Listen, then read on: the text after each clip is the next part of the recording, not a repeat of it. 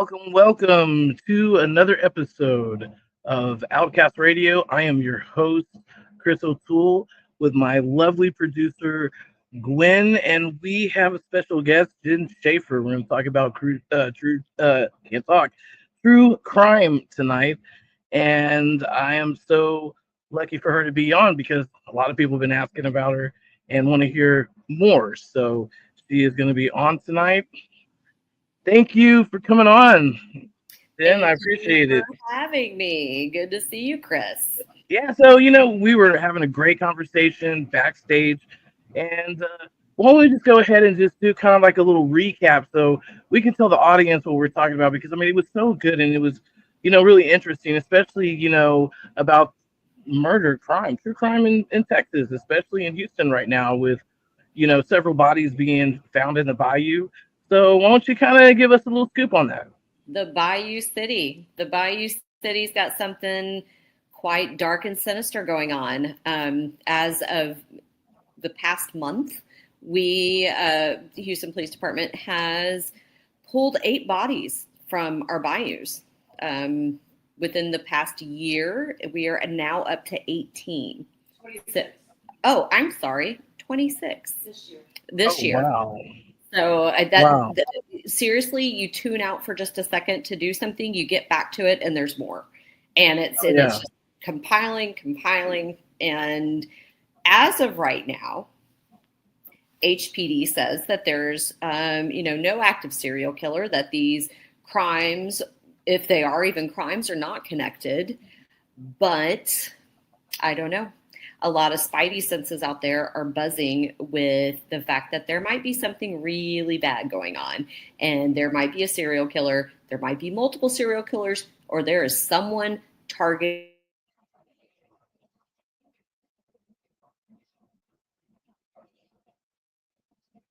Got a little hang up there, Slack. She's gonna come back. ah, There you are. um, they don't want this getting out. I know, But right? and I haven't had the time to really dig into it enough. Right. The two, and we talked about it, the two victims that I really know about or I've read anything in detail about. The one is the young man, 20s, 30s. Either his sister or his cousin posted on Facebook. This guy is autistic. His body was recovered from a White Oak Bayou, I believe. Yes, yes. White Oak Bayou. They discovered him there. He had been back.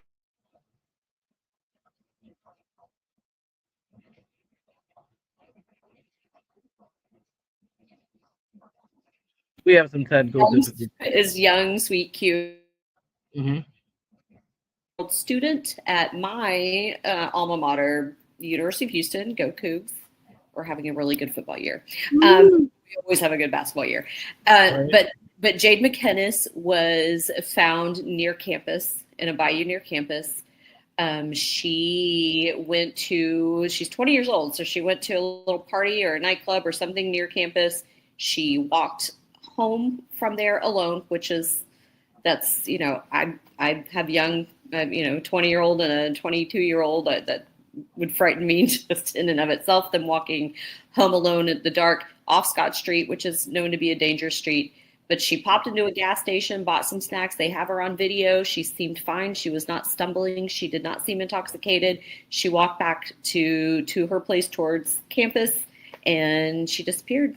And then later they discovered her body in a bayou. Yeah, and then what we talked about previously, backstage is, it seems like there was a good chance that she knew her murder, like the victim Possibly. knew her It's just, murderer. I feel like if they solve this case, which, and Chris, you remember this because you were in Baytown. I think a couple Christmases ago, a young Sterling High School student was found in a park who was shot, and I don't know if they ever solved her death, and I can't remember. Smith. Yeah, Supposedly they did, but I didn't hear anything on the news about it. they I didn't follow researched up it. No, no. anything. A law officer told me that that the case has been solved, and that was talking to him on another case, but he never really got into the specifics. He just said that the case was solved. But at the Hmm. same time, there's still red flags. So I don't know. And I just I feel just like, think if they could go after this Jade McKenna's case, if they could solve hers, maybe that could lead to solving some of the other crimes. I feel like that's the one with the most to go on, just considering, she wasn't homeless. She's a student. She's a young woman. She's attractive. She's all these things, right? right. She's smart. She had her future ahead of her. I feel like that's just one where they could maybe get more until they can build a stronger victimology with her. They could, discover more. So if Right. they could solve that, then maybe they can solve some of the other cases. Because if you kind of look at where like the bayous are, especially like Buffalo Bayou, there's literally a club like suspended right over Buffalo Bayou. Yeah. You just go down, and I think that's where that crypt is, like underneath it. So supposedly a family crypt. But all of that there, anybody can just walk down Main Street. You know what I'm saying? And then walk close and then fall into the bayou. Where some of these people declared homeless that they found in the bayou. Were they living off the ways? Was it did they OD and just rolled in the bayou? These are like It things. just seems, here's the thing. And yes, some of them could be unrelated to any sort of foul play. They could Right. have been intoxicated. They could have been on something. They could have not known how to swim and fell into the water and drowned. I think, but we're talking 20. Thank you. Yes. I've got my producer / partner back there chiming in. But Hey, Amy, how's it going? they said, "Hey, Amy." So, but we have a lot of people. That's a Yeah. lot of people. And No, you're right. I'm not buying the apathy that's given out because they're homeless either. Because even if Right. they're, there Right. could be a possible serial killer, or we talked about maybe groups of people, something going on where they're targeting the homeless. That's not cool.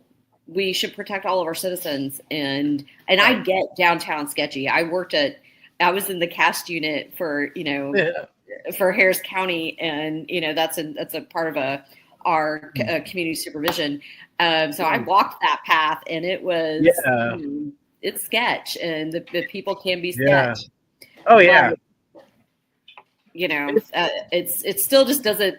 You've got to treat every single case with compassion. You got to give them Right. dignity, and you need to give the families some closure. So. No, absolutely, absolutely. And I just think it's a coincidence that if you really look at it, like what is like the 4 or 5 years, well, it's been over 100 and something bodies altogether. Is that right, or something around there? It's a lot. Yeah. I can't even give you. It's this number that seems like it's like an amoeba. It's like it just keeps growing, and once you think you have a number, you're gonna hear the click clock of my little dog down here. But you're, that number just keeps growing, and I hear a new number every day. And I blink, and like I said, I was like, oh, I think we're at like 18. No, we're at 26. Right.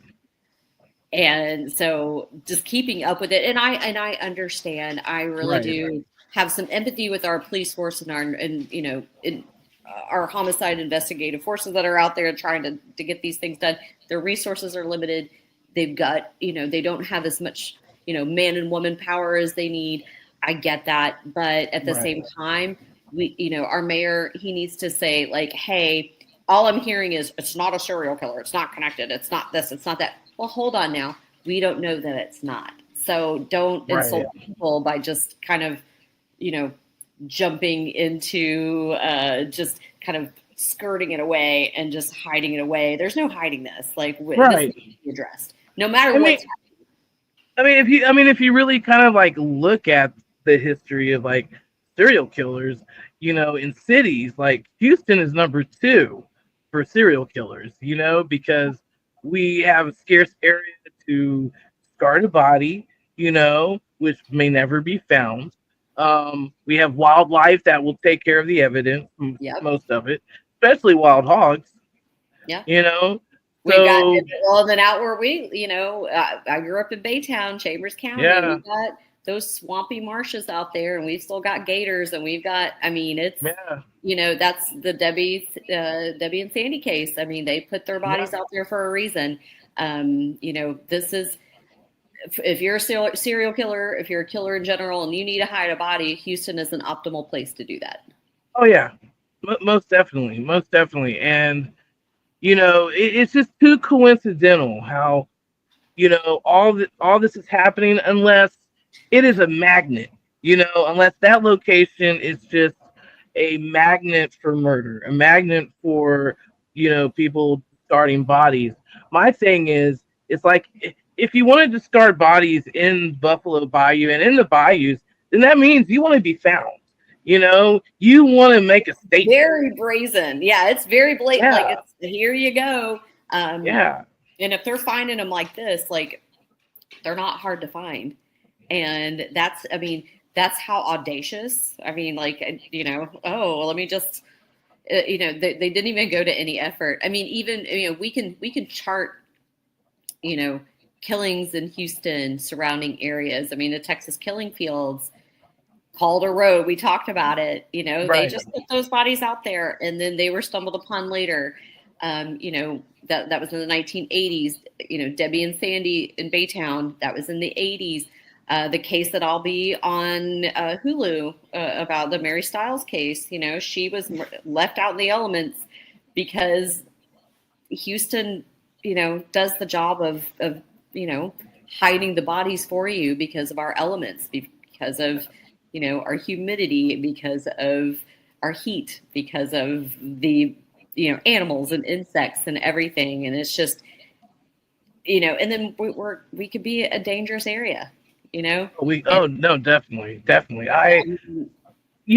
when I drove for Uber, like part-time, and I would work at night, I think I saw like the most like darkest of places in Houston. Houston is, look, I love Houston. Houston's my hometown. I just don't, it's dangerous. Okay. Houston is dangerous. You know what? If somebody is doing some road rage, just let them go. Don't even bother. Oh, Don't bother. Just disengage, because you may get a bullet in the head. I mean, I've been shot at twice, like doing Uber. Yeah, I've been shot at twice. And the first time I was shot at, it was on Memorial Day weekend. It was in Midtown, and all I remember was this chick, and she was drunk, and she was like, leaning out of the Jeep. She was saying like, "You better stay there, bitch, because I'm gonna cap in your ass." Because there was just like so much traffic, and I'm like, "Look, man, I'm not gonna like talk shit to someone who just said that." I'm like, okay. It's, you gotta. With all of a sudden, man, it was like snap, snap, snap, and I heard a bullet go fly past my car, and then that woman, and I'm like, okay, I dropped these people off.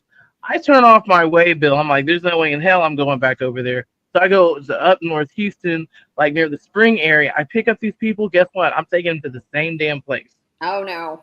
And I was like, no. And then about 6 months later, there was an incident where I was going to 45 in Rankin. I had a passenger in the car, and then all of a sudden, I just heard like gunshots. My ears were ringing, and I can feel the recoil of the gun, from the car, and I'm like, what the hell? And then, by the grace of God, they didn't shoot up the car, because obviously they weren't pointing in front. They were just, just motion. You know what I'm saying? Like gravity. Yeah. And by the grace of God, we didn't get shot and killed, but they did kill a woman before they tried to shoot my car up. Yeah, on the Gulf Freeway. And they shot her on the Cedar Road. And that's, when people just dying for stupid. It's just nonsense. It's just, come on. That's a portion of them are kids who are doing, who are, kids, creating the from the UV, or I'm sorry, I think it was the Houston Texans game or Astros game. They were coming back on 610, and there was some road rage. 16-year-old kid shot and killed for what? It's just stupid. It's, yeah. I mean, I lived over in Lindell Park. I live in Oak Forest now, but I lived in Lindell Park, and over there where the the train is, the Yeah. light rail. Yeah. I saw it looked like maybe a gang fight. I'm not sure. I'm sitting at the light and I see it, and it's this dude surrounded by other dudes, but he takes off his shirt and they're like hitting him with bats. He's not even fazed by it. He goes, takes the bat. Damn. It's one dude against these like four younger guys, right? Like the dudes are in their 20s. The one guy's in his like maybe 30s. He looks a little older, but he like it was a throw down. And I was like, Damn. I watched it. It's like, okay, I'm kind of entertained a little bit, but I'm also scared for everybody involved. And then I'm like, okay, light change now. And it's the longest light. And I'm the first car watching this thing. And I'm like, oh, and I'm like, I don't want them to see me watching them. And then, nope. So I'm just like, okay, go. Let's just go. I mean, that's So, like my, yeah. yeah, totally like that. Like on Montrose, when I used to live on Hyde Park, man, that was like a novella or something. Sketch. Yeah. Man, something was always going down, and and you see these big, beautiful $1 million condos and shit, but it was like Thriller because they all came out at night, and Oh, that so was Montrose. Like you could go like one street, yeah. $1 million homes, next street, like, oh, there's a bunch of dirty needles.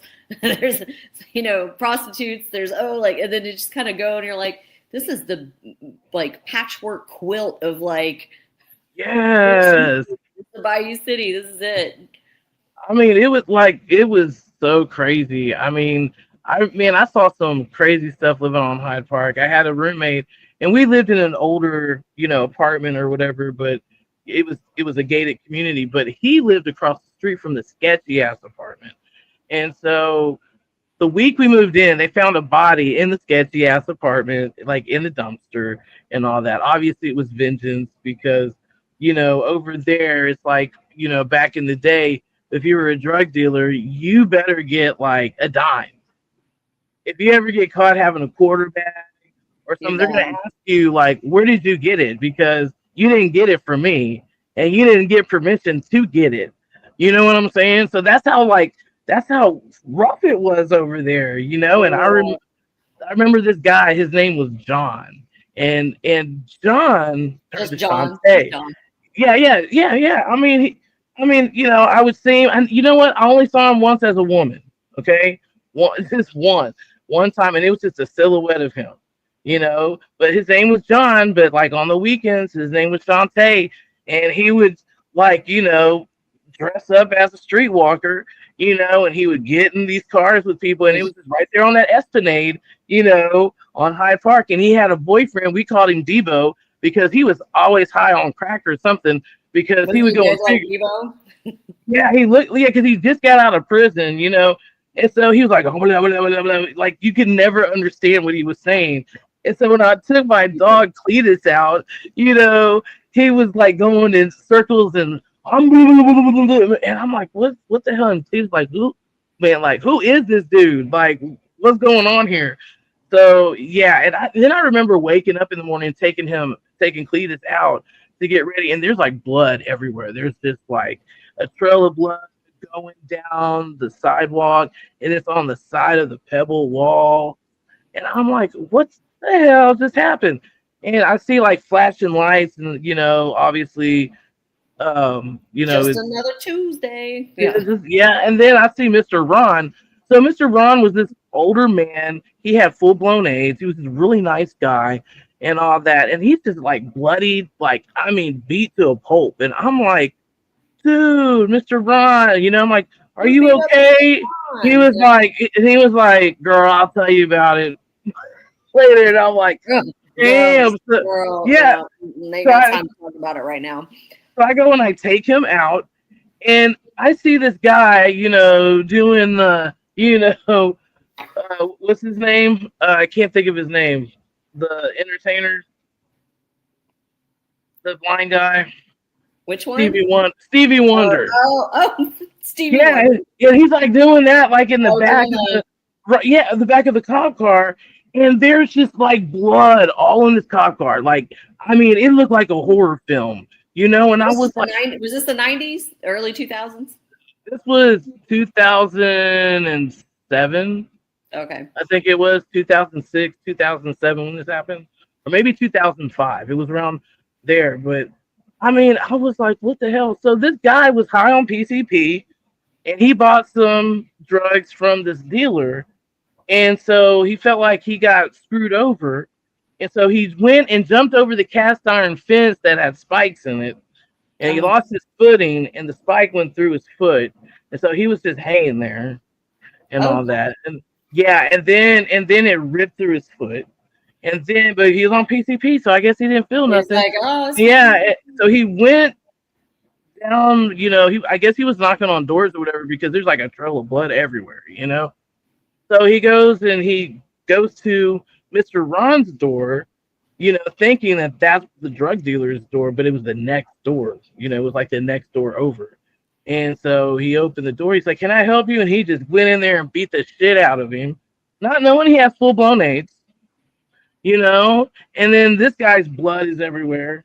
So not only that, he had his blood everywhere, he just made a very bad And poise. that's a 2005 Tuesday in Montrose. Yes, I, like these yes. people who live there now had no idea. Well, Oh, it was oh, the drive by. There was a drive by. Something told me, like, look, man, like there was strange stuff that happened in Montrose. I would always see like shadows, just like black shadows walking by, or whatever. Well, I came home from work.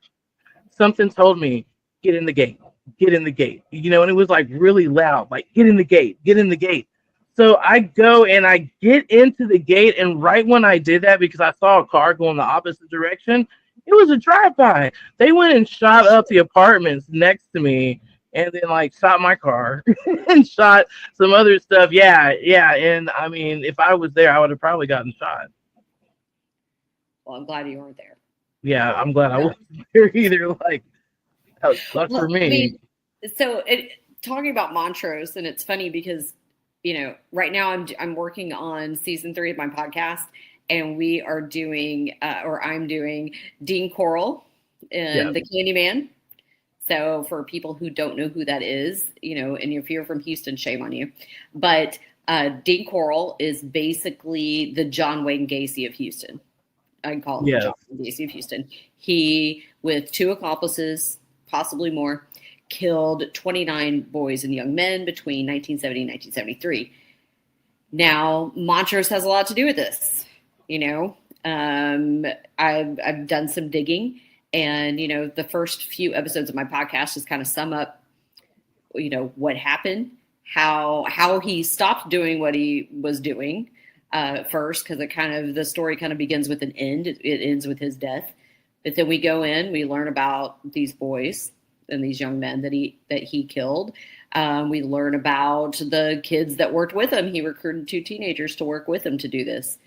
We learn a little bit about him and his background, but then there's this part of this with theories that abounded that and continue to grow. Really, the more people look into it, that Dean Coral was a part of a syndicate, so a part of a group of sex traffickers Yes. were doing this in the 1970s, and that John Wayne Gacy was actually connected to this syndicate as well. So I went on that, and I was like, okay, let me dig into this and let me see Right. what has legs. And it's gone pretty deep, and it's a lot. And Yeah. I'm on the side of there's something going on, and it's and Chris, we talked about it, and we talked Yeah. about Yeah. there Yeah. might be bodies of boys that have not. And I've talked to Dr. Sharon Derrick, who was the forensic anthropologist on the case. She actually identified 11 of the remains that were not identified, because a Yeah. lot of these boys were found buried in a boat shed and buried on a beach and buried Right. out Yeah. by Lake Sam Rayburn. So they had this arduous task of figuring out what bodies belong to who and who these boys are. But she solved 11 of them. But she thinks that there are more bodies definitely out on High Island, and that, I mean, I feel like we should go out there. Mark Oh Scott yeah. is one of them. Mark Scott is one of them.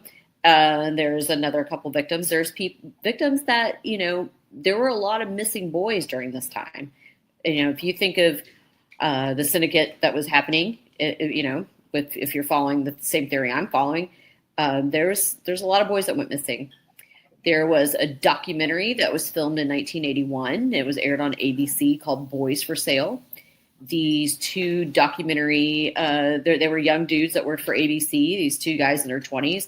They took the equipment, they went out on Montrose, and they met with these boys. And they said, hey, tell me your story. What's going on? And they uncovered that there was a syndicate, there was a sex trafficking ring that was happening in Houston in the 1970s, 1980s. Oh, And I definitely believe that.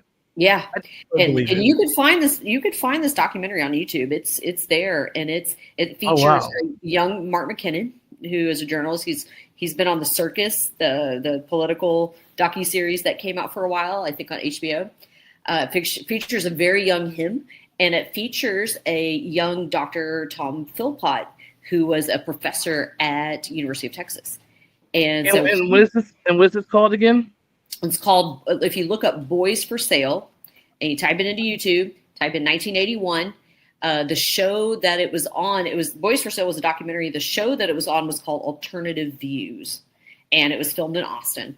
And so if you go in and you start to I just jotted down every name I could, jot down every story that I could, jotted down everything that they found out, because they found out a whole lot of information, but at the time they could only share so much because of legalities. They don't want to get this in trouble. So, but come to find out, some of the biggest banks in Houston and Dallas were trying to kill the story. And they were mucking it up bad, getting the story out there. And they did a good job because not a lot of people know about it. And so I started digging into it. I'm about to actually tonight record episodes 3 and 4, but I've done 1 and 2 that kind of delves into it. So if you want to, those are up and ready to go. If you want to go check those out. Oh, absolutely, absolutely. And hey, please, I don't know if I sent you an invite or not, but I created a Facebook group called The Rabbit Hole. So things like this, yes, please be on it. Please, put your podcast on there. Also, to put anything that you have relevant to a story, so everybody can dig deeper in that rabbit hole, because knowledge is power. And that's what I try to tell my kids. Mind, the hive mind, like we all do this together. There's going to be things I miss, that you're going to pick up, and that, if here's my little thread, you want to go pull on that too. Like if we all kind of do it together and put together all the information that we all have. When I was in Albuquerque, I went to a Beyond the Crime podcast festival there. It was really great, and I met some really cool people. I sat down and talked with Texas True Crime podcaster, another chick that had one. I think it's called "This Is Fucked Up" was her podcast.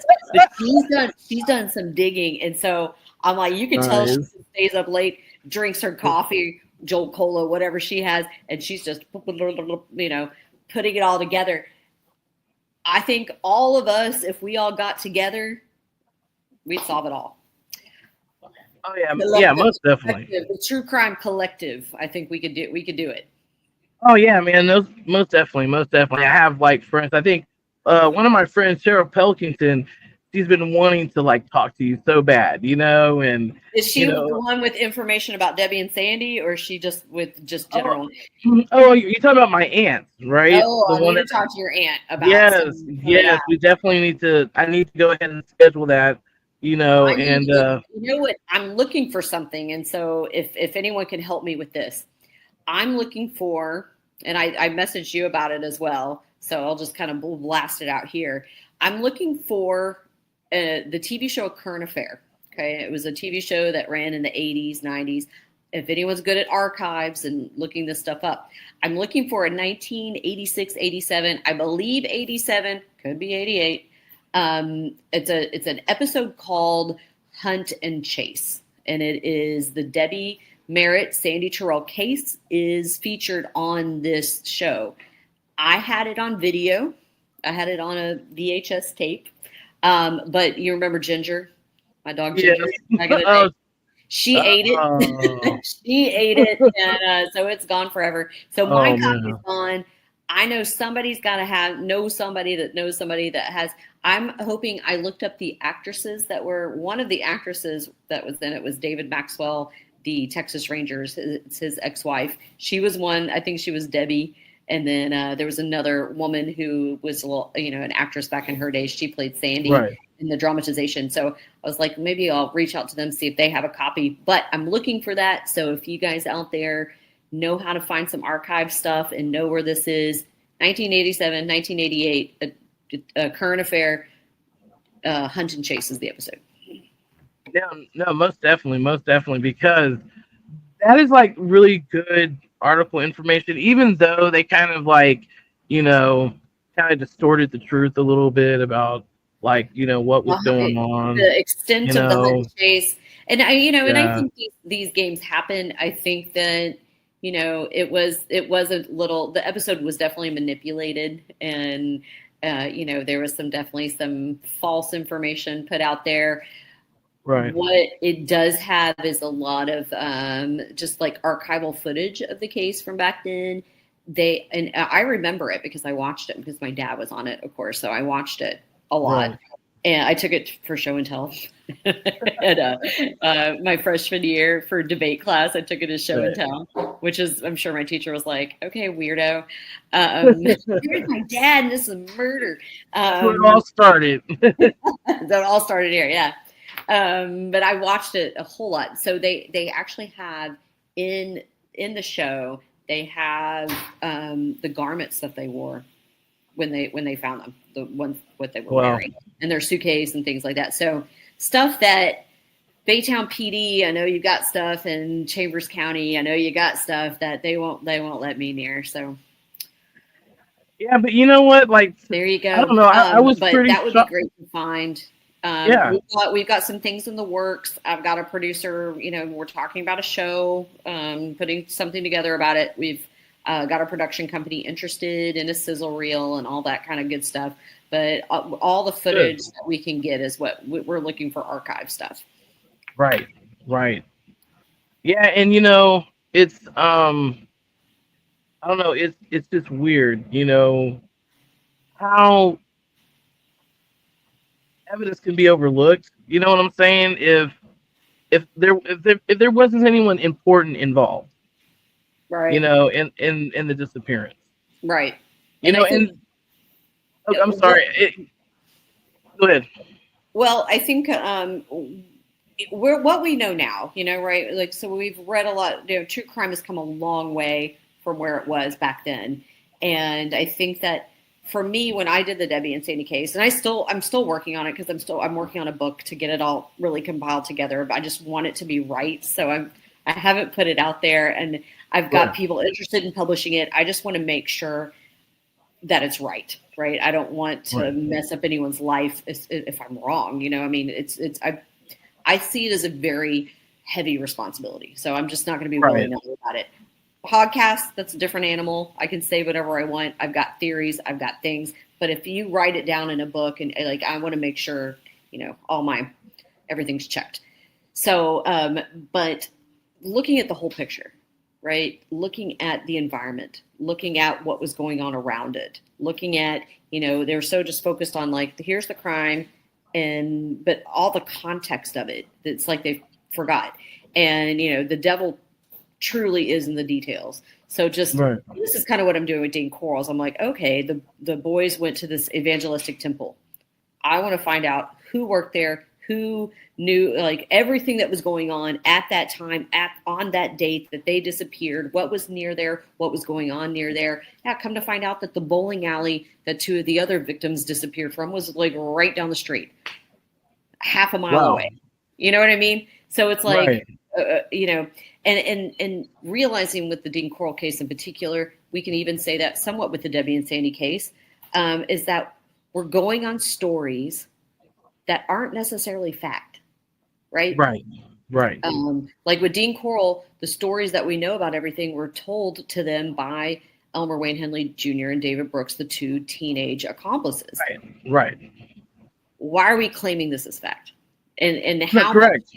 How And so with the Debbie and Sandy case, we've got stories. Again, we've got stories. We've got people talking about this hunt and chase thing. People, all it is stories.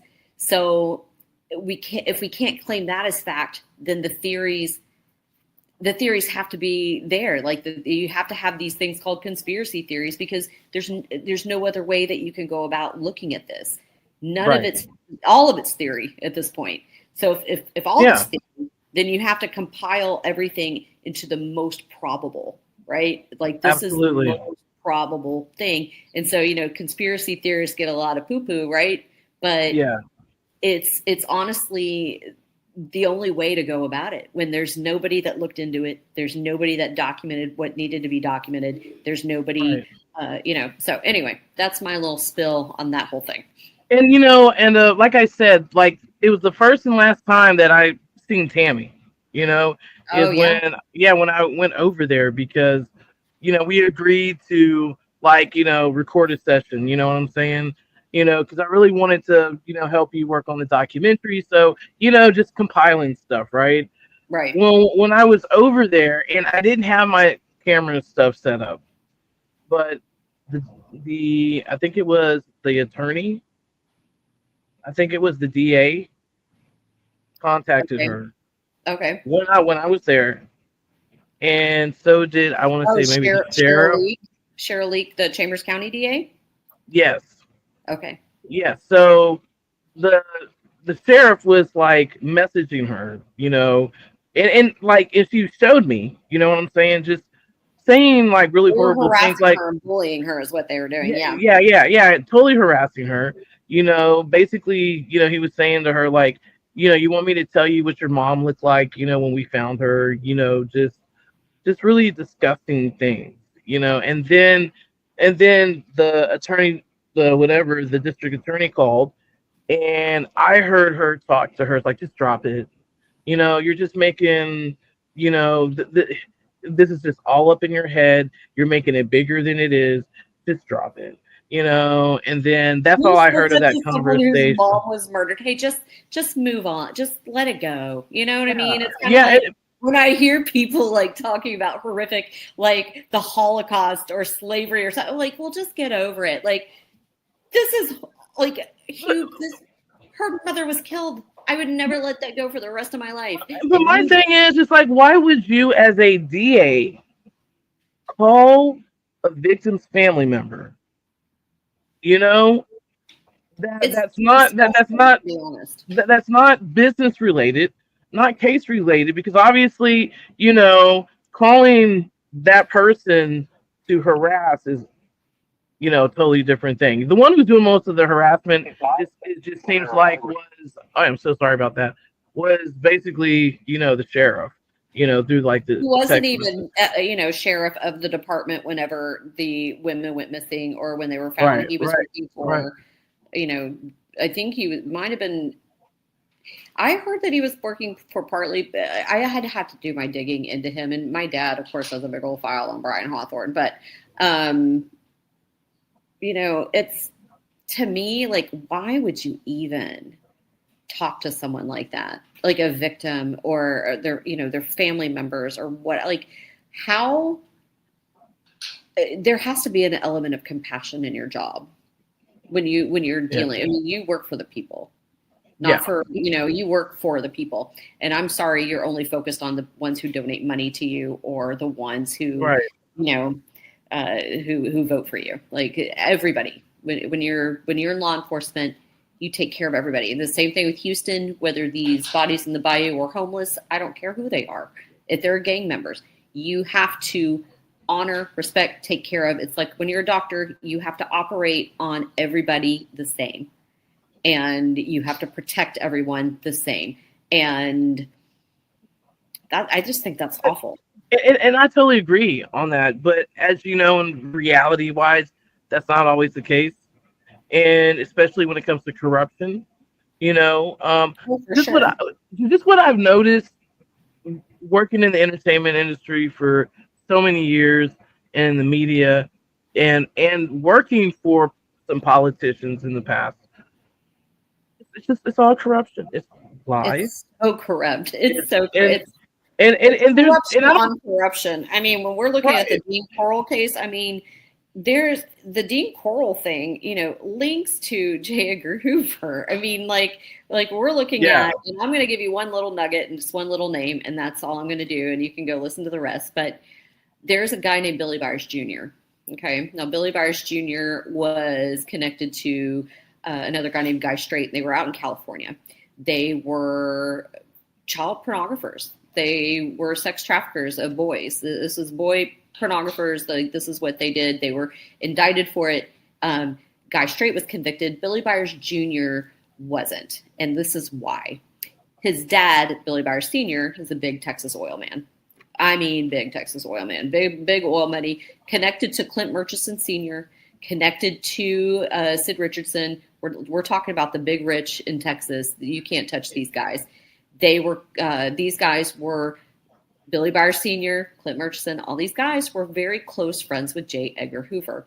Clint Murchison had a hotel. J. Edgar Hoover used to come stay at this hotel. Billy Byers Jr. used to supply young boys for him. You know what? I think I heard about that, and this is the reason why I heard about it is because I have this book that a friend of mine gave me, Shannon Dean gave me for my birthday, and it's called The Apocalypse 2. Have you ever read? No, no. Mine's based on The Secret Life of J. Edgar Hoover by Sumner, but Anthony Summers. I mean, there's like these crazy ass essays of people who have like committed these pedophilia sex crimes. Now, like when I was younger, I read it, but I just read through it and I was like, damn, these like some messed up stuff. But now, since I'm older and I got the book out of storage, and I'm like, man, most of these are like pedophile cases. They're like, right, and I think I heard one of those names like in those stories, in those essays. So yeah, and I was thinking about doing a podcast, basically doing an audio podcast, about what I can find, on those stories and all that, because I pull it out, yeah, because I can guarantee you that there are books that corroborate everything that you read there, that they were saying it, and it's probably an old book, right? They've been saying this. Yeah, I think this book is about like, I want to say 15 years old. It's probably older than that.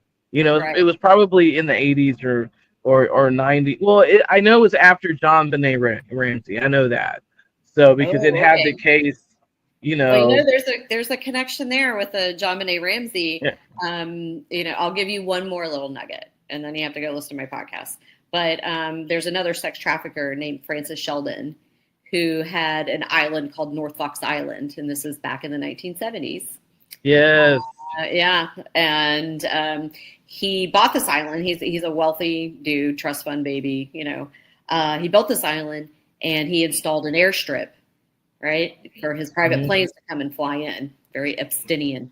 The builder of that landing strip was John Benet Ramsey's grandfather. What? Yes. And not only that, they used tax dollars to get it done too. So way to go. Yeah, see, and like, look, even like the stuff that I kind of found out, with Bay Oaks Harbor, the history, like from the 1800s and everything, basically what it boils down to, what energy was saying through, the device, basically when you put it together, is that, there was child trafficking going on within the Balin orphanage. Not only that, they were hanging children, they were killing children, they were. I want to know more about that. We need to talk about that because I want to know more about that. Yeah, and it all pointed to the I can't even the Mason. Yes, the Freemason building. So, and that used to be a schoolhouse, and for the orphanages, too. So, there's a lot of connections, There's a lot. I mean, and that's another thing. We're a collective group of people looking into it, because I know I'm kind of focused on this little area, but I know that there's another area that's just like it. I mean, I'm kind of building a profile for what it looks like. And here's the thing: Epstein is a direct, like, that profile, right? Mm-hmm. He fits the profile, right? And it's not like Right. this, what he did has been going on for a very long time, and it's No, formulated. you're right. It And is see, so and look, the and I whole mean, private islands, private planes, wealthy people, using nonprofits to disguise it. That is a huge one. There's an interconnected, there's pamphlets, there's leaflets. The pedophile groups were teaching the other pedophiles how to infiltrate, nonprofits and churches and church groups. They were Boy Scouts of America. These guys were taught how to infiltrate Boy Scouts of America. It started off as, of course, a noble thing. Like, let's take these boys camping. Let's learn the ropes. It was completely infiltrated. And then now you have the perversion files that documents all of the stuff that was going on. right. And I mean, if you really look at it too, it's just like child trafficking and all this shit has been going on for centuries. You know what I'm saying? I mean, when I looked It's at been there with the world's oldest profession, if you will. Like, they've been doing it with kids like they were doing it with women and, Native Americans, they were the most affected. Yeah, here in the United States, having these Christian boarding schools, which I'm actually working on a story right now, about that, like a documentary. Yeah. I mean, it's been around, and the thing is okay, so I had a friend, and he passed away, and I remember he was telling me about his family being in some type of um dark thing, you know. They were Ukrainian, and he told me that, um, or I found out later, that they were Satanists, that they practiced some ritualistic stuff. He had he had attachments to him, but there were things that I guess his family did that was far more worse, and I think that would probably be like human sacrificing and so forth.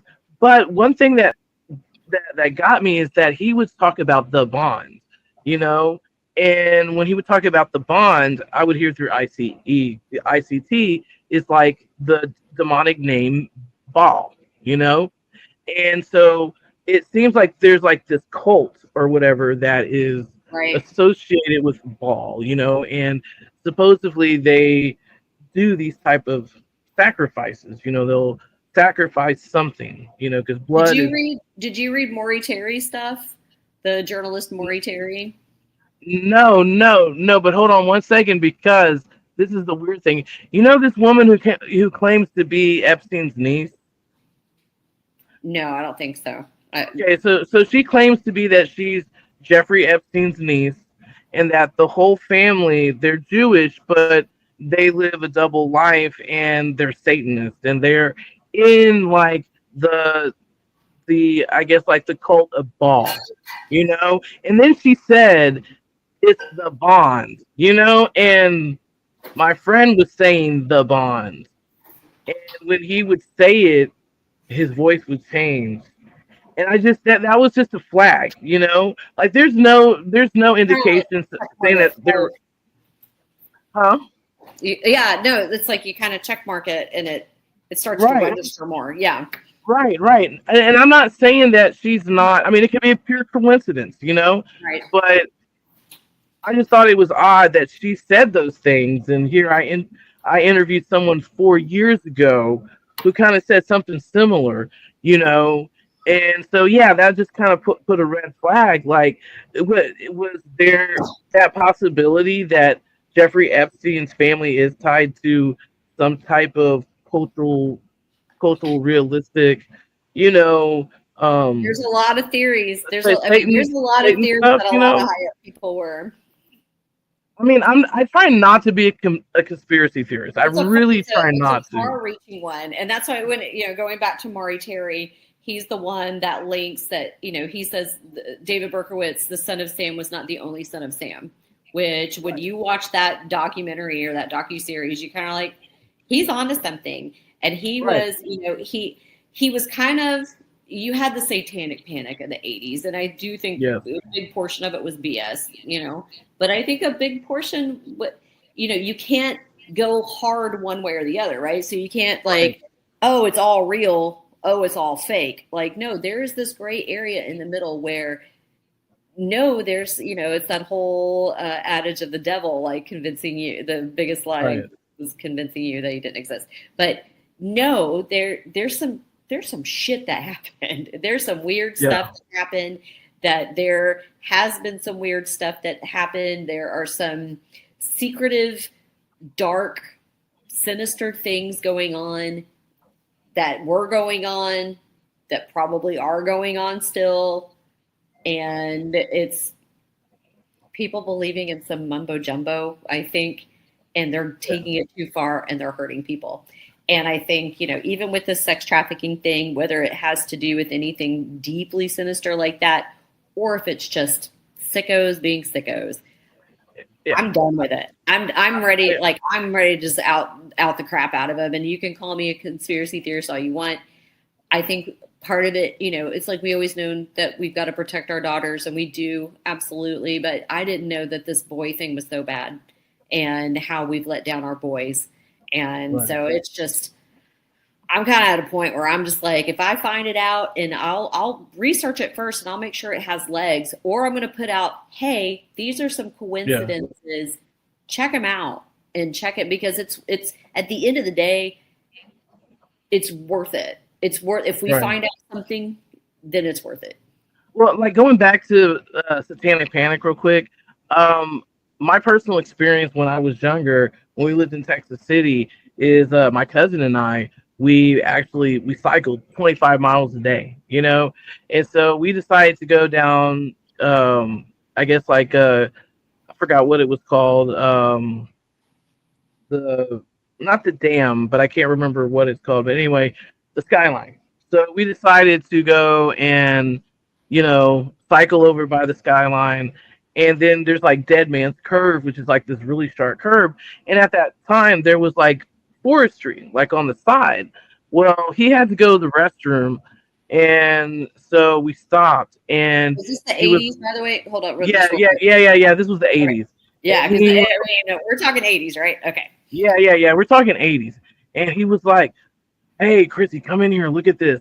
I go in, and like they tore down some trees, and like there was so much like thickets, right? So it looked like a wall, like you came into a room, you know. And there was like a makeshift like table out of twigs, and there was a bowl, and this bowl had like blood in it, like it just stunk, and It kills everything like something. that. Yeah, and so like he pissed. We just got on our bikes, we left. We went and told our uncle because he was a cop at the time, and we told him about it and all that. But here in Baytown, I do believe that satanic rituals still go on, especially over here down the road where I'm from, like off of Ferry They Road. were You definitely back know, in the day. Yeah. yeah, and I mean, it, like not even 5 6 years ago, we found where they were doing a satanic ritual underneath one of the ports. Where I guess where they used to have like summer school or whatever, or summer camp over at the Methodist church and all that. Okay. So they have a picnic area that's roofed, and yeah, we went there one time, and it was like a big huge circle, with candles, and yeah, it's pretty insane. And and some of it's so like hokey cheesy. It's Yeah, kids went to Hot Topic and got some candles or whatever. But it's when there's harm. They can right. go do their silly things, whatever. But if you're harming animals, you're gonna piss me off. If you're harming people, if you're harming kids, you're gonna Right. really, But see, make me but see, really. that's Then what I got want to me. snap to you. But you know, I think in that, here's the thing, and I didn't know this. My friend Sheila told me, because her dad in 85, 86, he went out to like bar, he was probably in his 20s or 30s. But she said that rumors around the bars back then were that there was some sort of satanic thing with Debbie and Sandy, that was the rumor back then. And I mean, so if you look at 85, okay, Right. 85 in Baytown, you got September, you've got Carolyn Hahn, little 11-year-old girl who was killed in her apartment complex.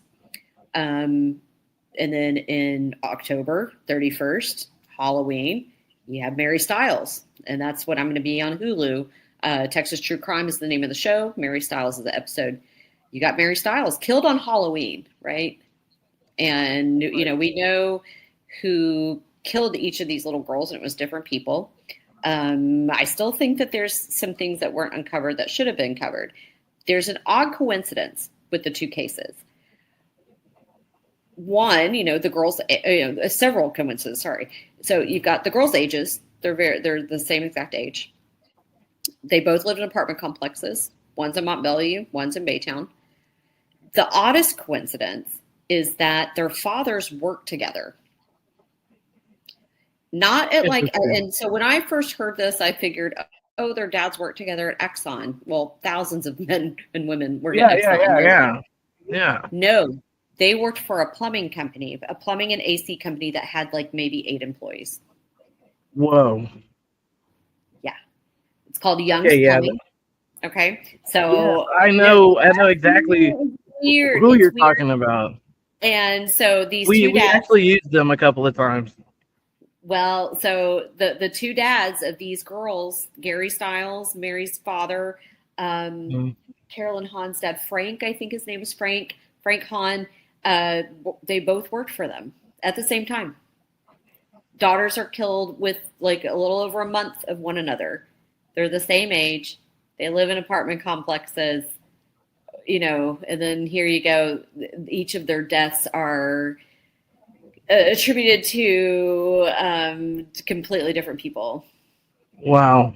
I kind of want to see the files. Now, my dad was an officer on each of these cases. He was the detective on each of these cases, as well as the Debbie and Sandy case.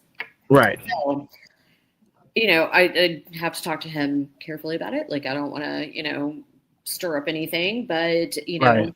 And I don't want to give away what happened with these girls, because you can go watch the show and find that out. Absolutely. But all of it's fishy. All of it's fishy. And it's just everything's fishy about it. And that's just, to me, is just one thing. It seemed like it's like with the HBD thing and the Bayou bodies. It's like It was rushed off. Like when a coincidence is too strong, like a very strong coincidence, there's something more there. Whether it's mild, whether it's massive, there's something more there. And I feel like it was just kind of looked over. I don't know. Maybe I'm wrong. I don't know the evidence. I just know the story, and I've passed along the story. I did FOIA on it just to see if I could get anything, but because they were children, of course, those are sealed. And especially with the Mary Stiles one, because of who was convicted of her murder, that's a whole other thing too. So. Well, thank you, Jen, for being on tonight. I greatly appreciate it. And I know we could talk forever. I know, right? Because this is like good information. But you know what, Jen? Please put your information and what you're working on, and also too, the Bayou murders and all that on the rabbit hole and so forth. And I'll go ahead and I'll send you a link and an invite link. Place to share it. I think that's if, with these other cases, it's more about finding out information and getting information out there. But with this Bayou case, it's possibly saving lives. So if we could do something collectively as a community and kind of fill in the gaps, don't put your life in danger or anything, but, somebody knows something that can pass along something to someone. So. No, absolutely. I love always having you on. It's always been great for you to come on. I love your stories. You're so thorough. I know you've done your research and your knowledge, and I would love to have you back on again. Hey, is your episode already on? Because I was trying to look for it. No, so on Hulu it'll drop the 21st. So, and I know they'll be doing for November, right? For October. So October. Okay. What's today? Okay. The 19th, 18th. Yes, it's the 18th. Yes, it's the 18th. So it's going to be on the 21st. Yeah. 2 days. So yeah, it'll drop, right? So it'll be on Hulu. Nice. Texas True Crime is the name of the show. I did it with Tom Abrams. So he's, look that up. You'll be able to find that. I think you can find it on Prime as well, and maybe Disney Plus. that'll drop then. I think they're going to do a big push though on Halloween to promote it, because of course when it happened. So Right. No, they'll be, absolutely. yeah. And so I also have season 3 of my podcast, Crude, Texas True Crime Podcast. That's going to be wherever you get your podcasts, Spotify, Apple, wherever. I'm on episode, I think it's 8 or something. I don't know. I know that I'm about to record part 3 and 4 of my little syndicate trip that I'm going on, so you can follow me along with that. We're working in development with that as well, bringing that to television, as well as the Debbie and Sandy case. And I'm also compiling all of it to put in a book that I'm going to release. So it's tentatively titled The Candyman and the Syndicate. So look out for that. Right That hopefully I'll have that done in a couple months, probably. Yeah. Nice. And also too, on the Rabbit Hole, I will have Boys for Sale. I will have that documentary on so people can watch it too, as well. And please invite your friends and all that to it, because I want people to put in their knowledge. I want this to be, something educational for people. People have any, information, that's credible to, you know, helping people, finding someone, solving, murders, or, Easing pain. Yeah. Helping people, easing pain, telling stories that need to be told, honoring victims and honoring their families. That's just what it's all about. Absolutely. And there are some documentaries that will be posted, like true crime as well, off of YouTube, so people can have knowledge, who are crime buffs, who love, true crime and, paranormal stuff. Please, join the rabbit hole. You won't regret it. We can all talk and get along and, have a coat. Get lost in it. Get lost all up in it. Get lost So, yeah. So, thank you so much. And I'm waiting for the producer to pop in. I don't know where she's at. She's backstage somewhere. There she is. She's a genie. Pa pa pa. Genie and a Hey, what's up, Gwen? Oh, okay, so sorry. Always gremlins. Yeah, I'm here. Great show, guys. I wasn't planning on popping in. So. No. It's cool. It's been like really good. Man, Jen's always good, man. I love having her on. She's just so effervescent and she's so creative, and I love to talk. I love it. But you do so well. You're yes, awesome. You're great. So we enjoy it very much. Man, and look, Jen, I've known you for close to 27 years. It's been that long. Oh my God. And we're still only 23. That's weird. I know, right? And it's just like when I look at you now, it's like, damn, you look more like your mom. Like the older you get, the more right? Because I look like my dad a lot for like a long time. Yes. With the graying and like my white's coming out more, Yeah. Hey, look, I'm starting to get gray hair. I can't believe it. Oh, it's happening. I'm just kind of like deciding, like, what do I do with it? Do I just let it grow and go and grow, or do I cover it, keep covering it? And I'm like, I could save a lot of money if I just let it go. Yeah. So yeah, no, my mom. I put in blue contacts not that long ago, and I was like, oh my God, I look like my mom so much. Oh man, how is your mom anyway? Oh, she's good. She's good. Is she still practicing, or is she retired already? She works for DaVita as a social worker for DaVita. Oh, okay. She's never going to retire. She doesn't want to retire, but luckily now she's going on vacations. At least she just went to Turkey, and she's wanting to. It was like Turkey and Greece, and so she had a fun time with that. She really, though, and this is interesting. They were going to go to Israel initially. Oh, really? And this was before all the shit went down. Yeah. Literally, like it was last Christmas, like before all the stuff went down. She had this whole thing planned to go to Israel. She was going to go do like a big Jesus tour. It's with the church, and they were going to go like historic stuff. And, they decided to do it in Turkey instead. And they followed like the Gospels of Paul, I think, and like went and learned about that. But now she's like, I eventually want to get out to Israel. I'm like, oh, go. hold on. Yeah, just wait. Let things get settled first, Mom. Yeah, like we know how shit went down a few times with the Ma'am, you do not ceasefire. run fast. Like you cannot. Like no. You know, like just wait. Like right now, my wife is on a cruise. She's going to, I think, Cozumel or whatever. Oh yeah, I Man, went to Cozumel cruise. I've been on that a couple times.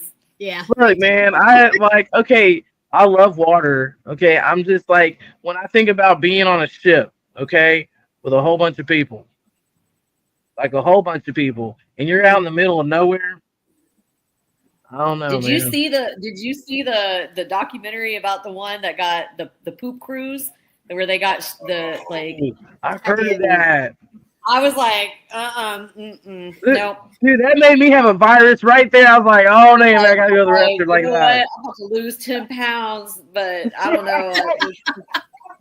Oh my goodness. Ooh, I mean, like, you know what? It's probably nice. I just like that's not my thing. Like, I don't want to go on a cruise unless it's in Alaska.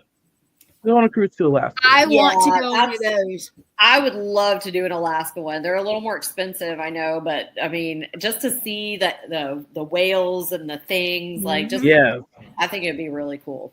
I'd like that. no, And I really I have would. these friends, and they, you know, they're a couple. They did one around Iceland. Oh wow. Oh Which was wow. really cool. And I think they just went on one that was. They'll do the ones. Like the river tours in Europe, where you know those are supposed to be like super posh and nice and everything. So maybe one day, like retirement, when I'm retired, like they are, like I can go do something like that.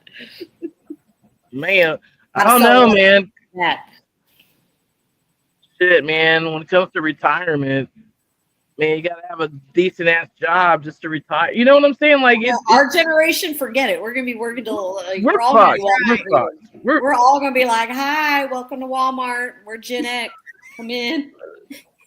What's your always with Gen X? There's only two ways to go. Neither, you know, you just work hard and become your own employer, or yeah, you're gonna have to go somewhere where you know you can get work. I mean, it's sad.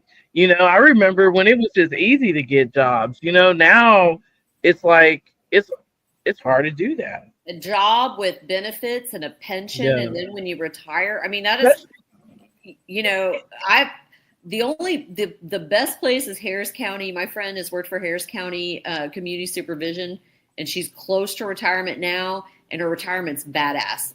Like, but you know, while you're working there, you know, you're not paid a whole lot, like, you know, Right. but the best part of it was the retirement. But you don't see that anymore. You just don't see that the same way. No. Well, no, I mean because we're just screwed. We're screwed because I mean, is going to be, yep. our checks and balances for our government is just not okay. You know, I mean, there's a repeat. Okay, our entire lifetime. I mean, I'm, you know, what we're both pushing 50, right? Like we've never had it. Yeah, but I mean, at the same time, we can't just make it worse. I mean, look, supposedly the tariffs that are being brought in, oh, it's good for it's good for, you know, it's good for America, it's good for this. No, it's good for the rich who are getting a piece of that. It's not good for us. It hurts us. You know, I lost one of my freelance jobs because most of our products come from China. So I'm expendable because I'm freelance. So, you know, they let me go. You're more than they want to spend is what, like, when they can get it cheap. Yeah. And then I have a friend who owns like a really well-respected processing company who makes like mics and all that, condenser mics and shit, you know, for studios and everything. And I mean, like well-known artists use her stuff, and she was forced to sell because she had to everything 100% comes from China, like all her components, you know, for the processors, you know, for the mics and everything. And so in order for her employees to keep their jobs, she was forced to sell and retire early. You know, and when you hear forced retirement, you're like, I mean, we're living a day and age like someone's wanting to work and you're forcing them to retire. Like, you know, I had to retire because of an injury. And yeah. I will tell you, I went from working in the hospital, then I was a paramedic for years. I got injured, and then I had to retire. And now with certain things, I can't go work a 9-to-5 job because my body just won't let me. But it sucks having to retire either way. And having an injury or an illness or anything, you know, you know, when you hit our age, your joints are like, I'm not doing that anymore. You know, I work at a wine bar at nights, and just opening a wine bottle at this point, I'm like, my elbow is just my whole arm's gonna fall off it eventually. But like you just your joints are like, I'm not doing that. I'm not doing it. You could want to do it all you want, but I'm not doing that. And it's just like, man, and the limitations of your body, it's just a real thing. Yeah, I mean, look, it's not for the weak. I'm telling you. I think I would have been okay, and you know, a little bit more years on me if I didn't take that damn Moderna shot. That's what fucked me up, was the Moderna shot. You know what? I have to do think like the correlation of after I took Moderna too. And I haven't had any sort of, I had to take it because of travel. Like you had to, like that, like we were going, we had a thing where I think we were going to Cabo, and I had to get it before we could go. Like you couldn't take your flight. And I'm like, I don't really want to do this, but okay, whatever. And yeah, I mean, if I start to kind of joint my, like kind of combine like my joint pain and with that, there probably is definitely, you know, a correlation there. Well, I have a question. Have you guys ever heard, I can't remember which shot I had, but ever since then I have a lot of eye issues. One day I can see, now I wear glasses, but I mostly have to have them for reading, or like on the screen, you know, that kind. Have you ever heard of anybody have eye issues? Yeah. Have a what issue? Eye issues, because one day I can see pretty decent for me, then the next day I can barely, I mean, it's weird. It just kind of, it's day to day. And my eye doctor says, oh, everything's fine. And I'm like, well, there's one thing that I know people that's had issues, but I don't know about eye issues. And I'm just, so, like, I don't know if it's from the Moderna or not. Everything's connected. Yeah, it is. I don't know if it's from the Moderna shot or not, but the doctor, when I went to, you know, to the eye doctor, he was concerned because my left eye got worse. And so he was like, okay, well, because they put me on, was it prednisone or whatever, you know? Prednisone, yeah, and it will mess up your eyesight for a little bit, but supposedly when you get off of it, your eyesight goes back to normal or whatever. And so my eyesight never really did go back to normal, my left eye. It's hard when you hit our age bracket because stuff does start to fall apart. But you wonder though, has it been made worse? Like, has it escalated because of, I mean, we're the generation of all the vaccines when we were kids. Yep. We are the generation of antibiotics being prescribed like it was it's candy. I mean, it tastes like candy. We were drinking that pink stuff. Yeah. You know, I'd like sneak in there and get a little more. Give me a shot. Like we are the over medicated generation of like 70s, 80s kids that we were poked and prodded and prescribed stuff. I mean, I was prescribed Vicodin for tonsillitis. You know what I mean? Like they were over prescribing everything. And to get Vicodin now is like pulling a teeth out, man. Dude, your arm can fall off or get it, and they don't. Oh, take some ibuprofen. It'd be okay. Oh yeah, no, I had here's some Tylenol. Tylenol 3, and I'm like, when I hear my other friend, my sorority sister, she's like, "You didn't get morphine." I'm like, "You didn't get morphine?" No, I don't have that kind of insurance, obviously. But like no, they say like, "Here you go, take your Advil. You can alternate Advil and Tylenol," and I'm like, that sounds like a lot of pills to take. And there are people like me who are sensitive to a lot of medications, which I blame on having them all those years. I can't even take Benadryl, which is, who can't take Benadryl? I can't. I can only take Tylenol. I can't even take Advil. I can't take A Tylenol. Benadryl is sleepy time. Like I need to take it at like 8 p.m. to get up at a decent hour because it gives me leg cramps so bad that we thought I had an aneurysm in my leg.